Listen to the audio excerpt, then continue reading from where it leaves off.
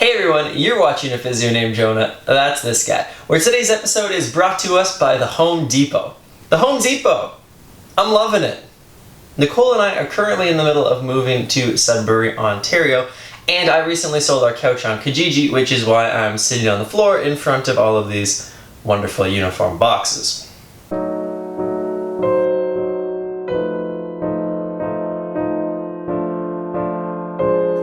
Alright, I'll level with you guys. This is not my first attempt at making this video. I'm pretty emotionally tied to it, and the previous attempts turned into a little bit more of an angry rant than I would like them to be. So let's hope this take gets more of that playful, more of an insightful tone that I'm trying to produce on this channel. And without further ado, let's get into whether or not I think healthcare professionals should tell their patients to lose weight.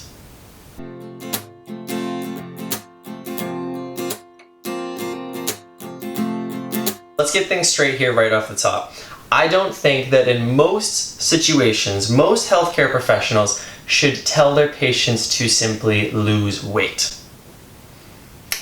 Guess I should tell you why.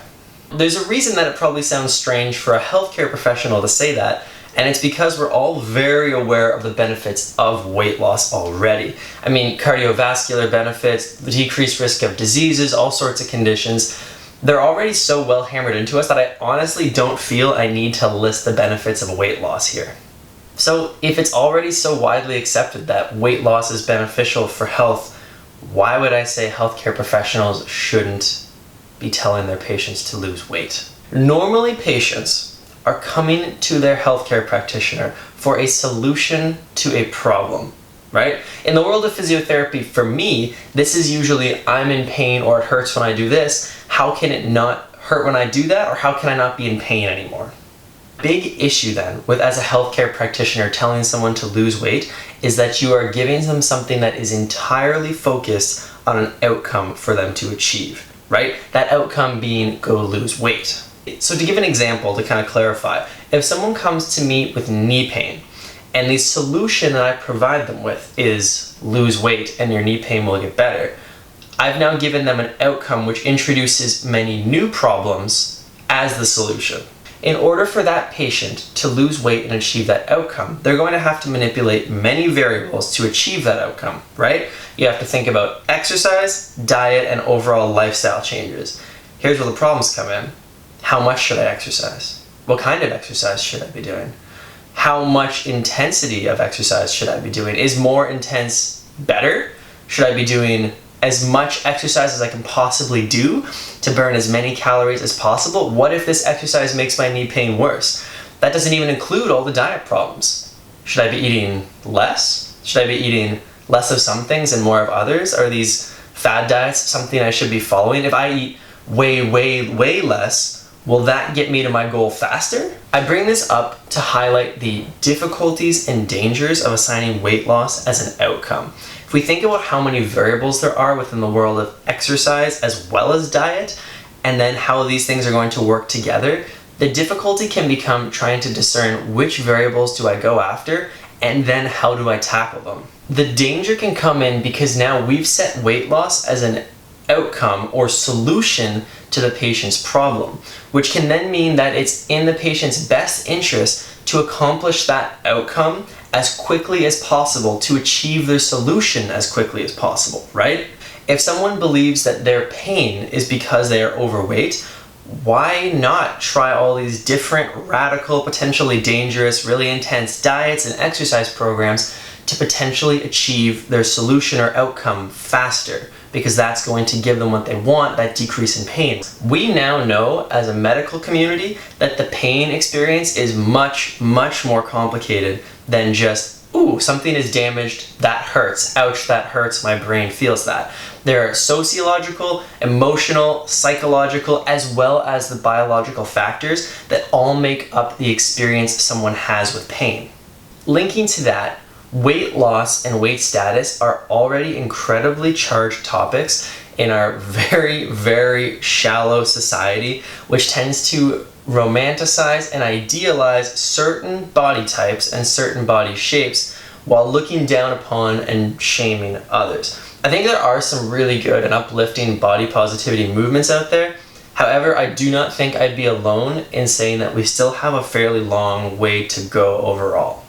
I've had many patients, before we even get into what their problem is, begin to self-deprecate themselves about their weight status, saying they're too big, saying that they know they're unhealthy because of their weight status. So let's zoom out for a second here, go kind of big picture, and I'll talk with my hands even a little more than usual. So we've got a topic or outcome that we're assigning to people, which is lose weight, right? We know this carries a lot of societal or emotional charge, and we also know that people's beliefs and emotion about pain tend to mediate their pain experience a lot, right? Can you see the sort of powder keg potentially that we're creating for people with this one? Thus far, this has all been focused on heady or kind of ideological concepts. So let's ground this in an example. Let's ground this in some reality here. I was assessing a patient for back pain. They had gone to their family doctor and been referred for an x-ray to try and get to the bottom of where the back pain was coming from. X-ray was inconclusive, didn't really show that much, so they sent them over to little old this guy. I do think it's important to preface this next section with the fact that I don't know what the other healthcare practitioners told the patient that I'm speaking about in this experience, because I only know what this patient told me, of course. Now, we were discussing where the pain had come from, where things had started, what the back pain was like, and at one point they started to get very emotional, and when we kind of got into it, they were emotional because they had been told by one of their previous healthcare practitioners that had referred them that their back pain was because they were too fat. I don't think that this patient's doctor told them verbatim, "You are too fat." However, does that matter? That's what the patient walked away from the experience with, right? And you can see how that would be very distressing. To be told that, and this patient opened up that weight loss was something they had struggled with, had been a challenge for them in the past. So now this thing that you've struggled with in the past, have had challenges with, has all of these emotional sort of like sociological pieces to it. You're now being told that this is the cause of your current pain. Now that we have a bit of a lay of the land for what can potentially happen and the potential problems, and I've taken the stand of saying I don't think you should tell patients to lose weight, I think we should talk about what do we do instead. I mentioned earlier, and I think this is a really key point here, that weight loss is an outcome, and you're assigning an outcome to patients when you tell them to lose weight. I would think that as healthcare practitioners, we should be focusing on processes that we can control in the short term and we can achieve success with in the short term. Depending on what kind of practitioner you are, this is obviously going to look different. However, a process that as a physiotherapist I would work with is exercise. Now, exercise, you'd be thinking, is already quite linked to weight loss regardless, right? Sure. But there are also a lot of other benefits that we can use to exercise, things like strengthening in some areas versus others, and we can use those kind of muscular focuses to tackle pain as well in the short term. Back to grounding this in the example, this patient and I got to work together, and we started incorporating exercises into her daily routine, focus them on specific ones that we could use for back pain, and wouldn't you know it, combined with some hands-on therapy, there was no weight loss that happened, and we were able to significantly change her back pain in 6 weeks. I really want to clarify that I do not bring this up to paint myself as a genius in the physio world, some kind of guru, any of that. I'm a new grad at the time of filming this with less than a year of experience. The point is to highlight the bigger picture.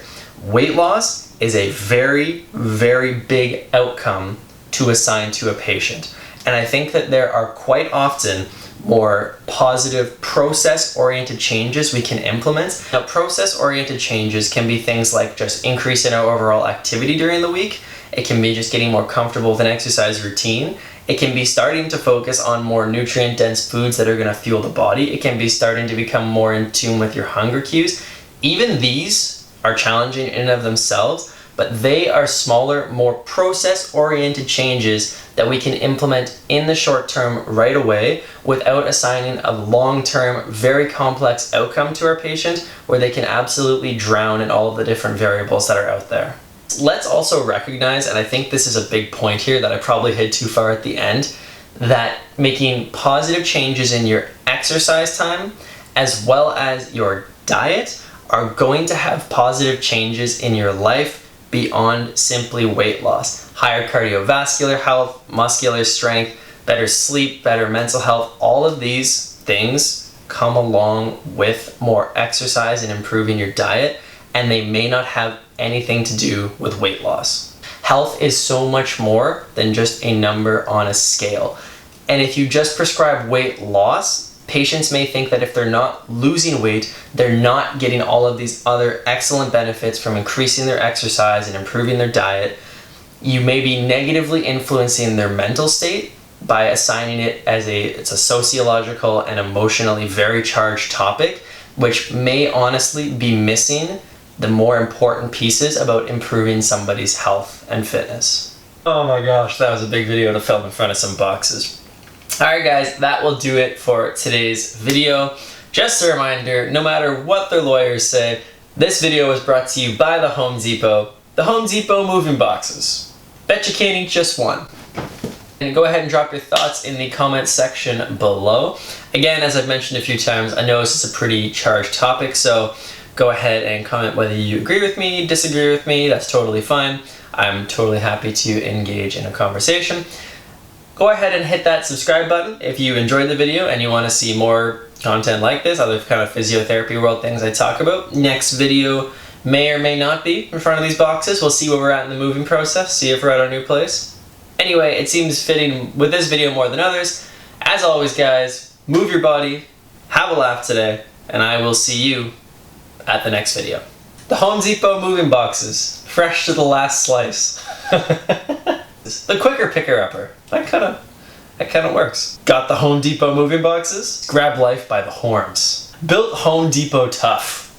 Yes, cars. See yourself in a Home Depot moving box event. The Home Depot moving boxes, the happiest boxes on earth.